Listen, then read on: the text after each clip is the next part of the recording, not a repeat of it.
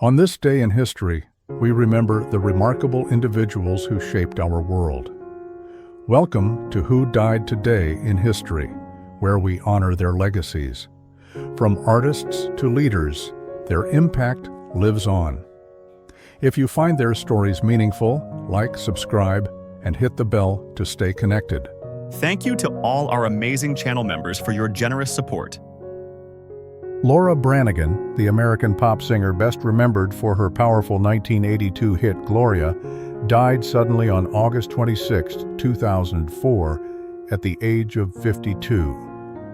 Her death was caused by a brain aneurysm, which struck while she was resting at her home in New York. For fans, the suddenness of her passing reflected both the fragility of life and the unpredictability of health challenges that can take even vibrant figures without warning.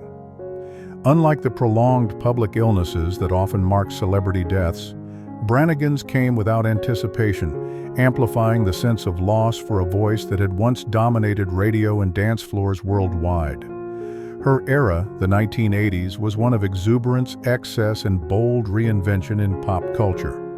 Branigan embodied this through her soaring, almost theatrical vocal delivery and her embrace of Eurodisco influences.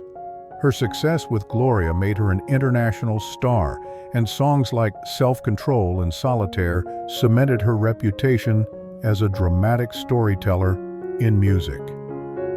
That her life ended so abruptly mirrored the fleeting nature of pop stardom in a rapidly changing music industry, where artists often experienced bursts of fame before being overshadowed by new trends. The immediate aftermath of her death was marked by an outpouring of grief from fans across the world. Radio stations replayed Gloria, a song that had become synonymous not only with 1980s pop culture, but also with moments of triumph and resilience for listeners. In some ways, her death reignited interest in her catalog, reminding audiences of how her music had captured the energy of an era. While Branigan had largely stepped out of the limelight in her later years, her passing cemented her place as a beloved figure from a golden age of pop. Her legend did not necessarily shift the trajectory of music history, but her death did amplify her mythos. She became frozen in public memory as a voice of a particular time, a decade of bold performances and unforgettable melodies. Much like the song Gloria itself, which lives on in films, sports arenas, and nostalgic playlists, Branigan's memory endures through cultural repetition and celebration. Her passing highlights a broader truth about humanity's relationship with mortality and memory. Unlike political or scientific figures, whose legacies often shift society, artists are remembered for the emotions they leave behind. Through art, music, and commemoration, we grant them a kind of immortality. Branigan's death reminds us that while life is finite, a powerful voice once heard can echo far beyond the silence it leaves behind. Bob Barker, the legendary American television host best known for The Price is Right, passed away on August 26, 2023, at the remarkable age of 99. His death was attributed to natural causes, a fittingly gentle end for a man whose career had brought comfort, joy, and familiarity to millions over decades. In a culture often preoccupied with youth and reinvention, Barker's longevity reflected the enduring appeal of tradition and the value placed on consistency in American entertainment. His passing was not marked by scandal or sudden tragedy, but by a recognition of a long life lived in the public eye, symbolizing stability in an era of constant cultural change. Barker's career spanned over half a century, with him serving as the host of The Price is Right from 1972 until his retirement in 2007. His presence became part of the daily rhythm of American households, particularly for stay-at-home parents, retirees, and anyone seeking lighthearted entertainment. Beyond the show, Barker was also a committed animal rights advocate, famously ending each broadcast with the reminder, "Help control the pet population. Have your pets spayed or neutered." This advocacy reflected the growing cultural consciousness of animal welfare during the late 20th century, linking his celebrity persona to a larger moral cause. The immediate aftermath of his death was one of widespread public remembrance. Social media platforms and news outlets overflowed with tributes, highlighting not only his game show legacy, but also the personal anecdotes of viewers who associated him with family memories and simple pleasures. His passing reignited appreciation for a form of entertainment that prized warmth and accessibility over spectacle, reminding audiences of television's role as a shared cultural hearth. Barker's death amplified his legend, solidifying his place not just as a television personality, but as a cultural institution. While his departure did not alter the trajectory of history in the way of political leaders or scientists might, it underscored how deeply entertainers can shape collective memory. By outlasting trends and reinvented formats, Barker became a symbol of generational continuity, his calm demeanor standing in contrast to the fast pace of modern media. In reflecting on his death, we see how humanity immortalizes such figures not only through reruns and commemorative specials, but through the values they champion. Barker is remembered in art, literature, and media tributes as more than a host. He is a reminder of the comfort found in familiarity and the moral weight celebrities can lend to causes beyond entertainment. His passing illustrates that power is not always exercised through conquest or innovation. It can also rest in the ability to connect, reassure, and advocate with unwavering consistency. Gail Russell, a luminous actress of the 1940s, passed away on August 26, 1961, at the age of 36. Her death was the tragic result of alcohol-induced liver damage, a natural decline accelerated by addiction. Found alone in her Los Angeles apartment, she had succumbed to the same demons that haunted her throughout her short life. In many ways, Russell's death reflected the darker underside of Hollywood's golden age, the tension between public adoration and private fragility, and the lack of support for performers grappling with mental health struggles in an industry built on glamour and perfection. Russell had risen quickly to stardom in films like The Uninvited, 1944, and Angel and the Badman, 1947, where her beauty and vulnerability captivated audiences. Yet, behind the camera, she suffered from profound shyness and crippling stage fright. To cope, she turned to alcohol, beginning a spiral that led to multiple arrests for drunk driving and public scandal. In an era when the film industry often discarded actresses once they struggled with personal difficulties, Russell's career faltered. By the late 1950s, she was more famous for her personal troubles than for her artistic achievements, and Hollywood largely turned its back. The immediate consequence of her death was muted compared to the outpouring of grief for other stars. While some fans mourned, much of the public viewed her as a cautionary tale, a reminder of the human cost of stardom.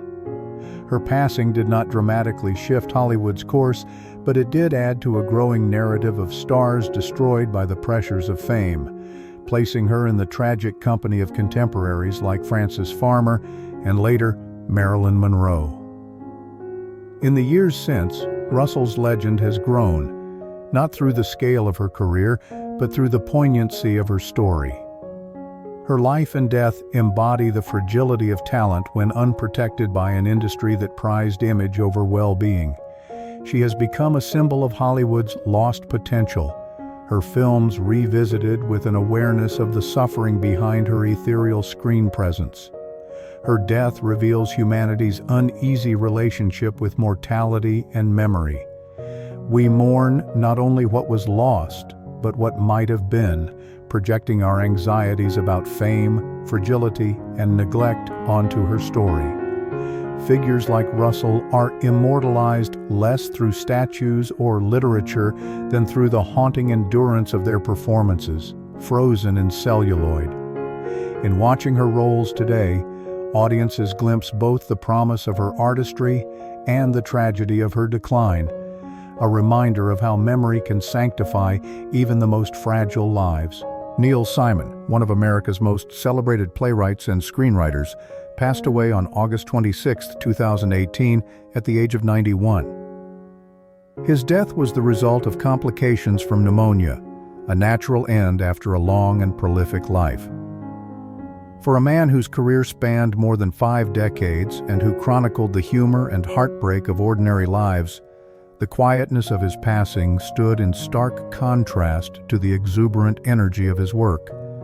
In an era increasingly dominated by spectacle-driven entertainment, Simon's death marked the fading of a theatrical tradition rooted in wit, character, and human relatability. Simon had been a towering figure in American theater, often called the King of Comedy. With works such as Barefoot in the Park, The Odd Couple, and Brighton Beach Memoirs, he captured the rhythms of urban life and the complexities of family and friendship with unmatched sharpness. His humor, while often lighthearted, reflected deeper values of his era: resilience in the face of adversity, the search for connection, and the absurdities of everyday life. At a time when Broadway was shifting toward musicals and spectacle, Simon's plays demonstrated that dialogue-driven comedy could still command the stage. The immediate consequence of his death was a wave of tributes from actors, playwrights, and audiences alike. Broadway theaters dimmed their lights in his honor, a gesture reserved for only the most influential figures of the stage. His passing prompted renewed discussion about the importance of comedy in exploring human truth, reinforcing Simon's legacy as not merely a humorist, but as a cultural historian of mid-20th century America. In death, Simon's legend was amplified.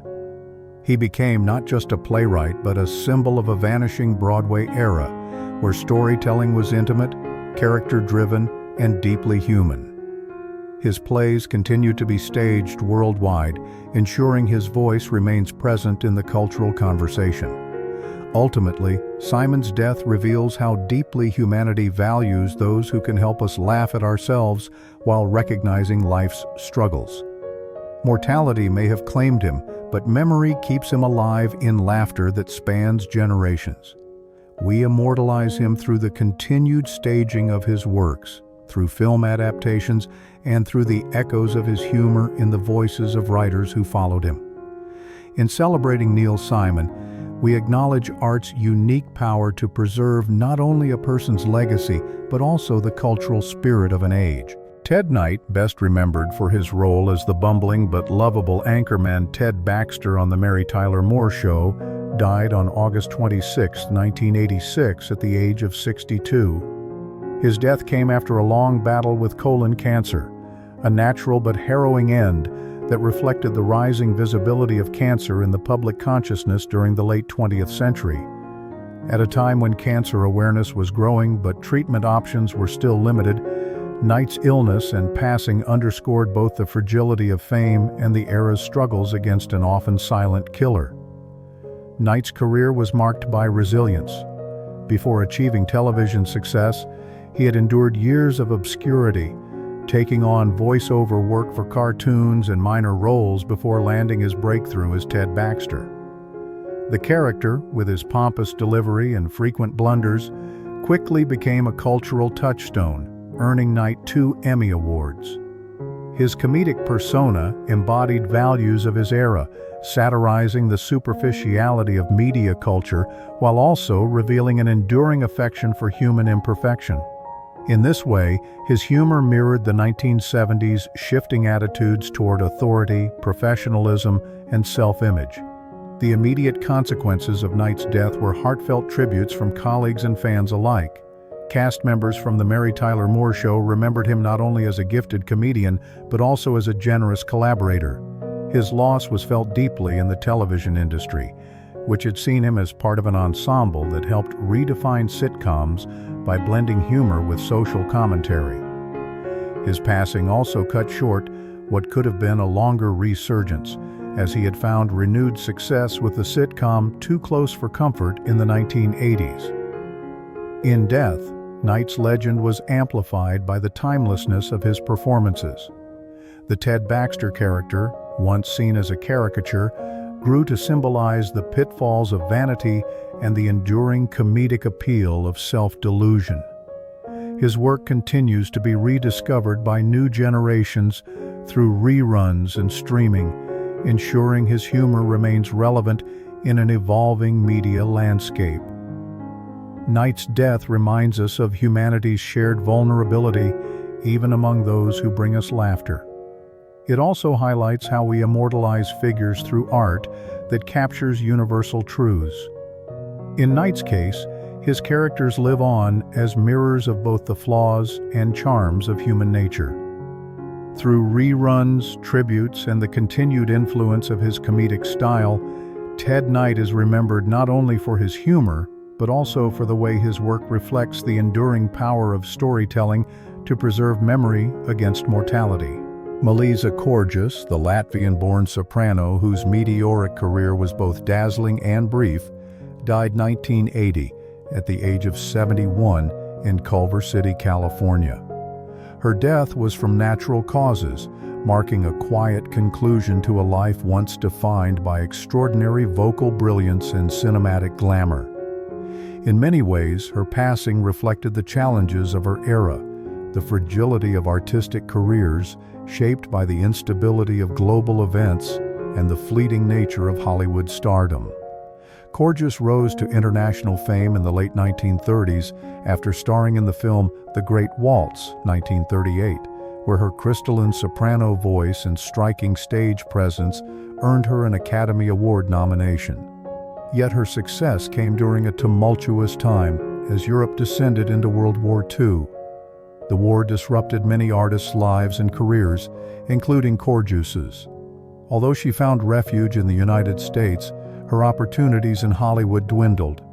Her career trajectory highlights how geopolitical events could abruptly curtail artistic potential, reminding us of the ways history and politics intertwine with personal destiny. The immediate consequences of Corgis's death were relatively subdued compared to the passing of more mainstream stars. By 1980, she was largely remembered by devoted fans of opera and classic film rather than the wider public. However, her legacy lived on through recordings and the singular aura of The Great Waltz, which preserved her artistry at its peak.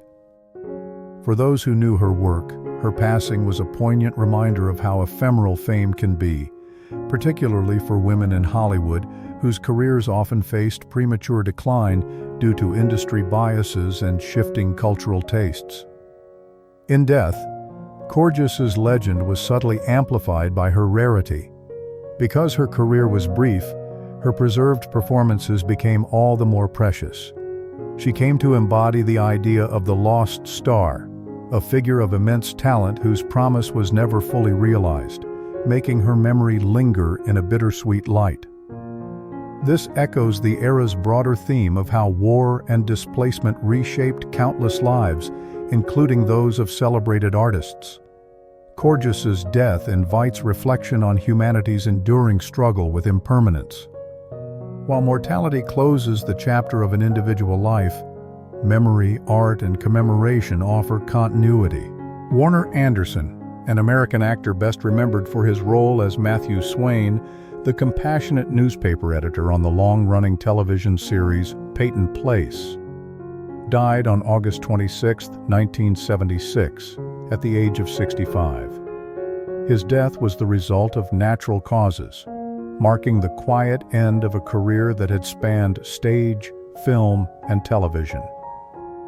Unlike some of his contemporaries whose passing was sudden or sensational, Anderson's death reflected a more subdued reality of Hollywood in the mid-20th century, that many dependable character actors, though beloved, often left the stage of life with little fanfare compared to larger-than-life stars.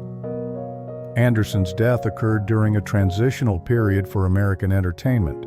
Television was solidifying itself as the dominant medium, shaping not only culture, but also how audiences remembered actors. Peyton Place, in which Anderson played a moral anchor for a town rife with secrets, had been groundbreaking as one of the first primetime soap operas, pushing boundaries of what serialized television could portray. His passing, just 7 years after the series ended, carried symbolic weight. It closed the chapter on one of television's formative eras, when serialized drama was just beginning to influence storytelling worldwide. The immediate consequences of Anderson's death were modest in the public sphere, with tributes largely confined to industry circles and fans of Peyton Place.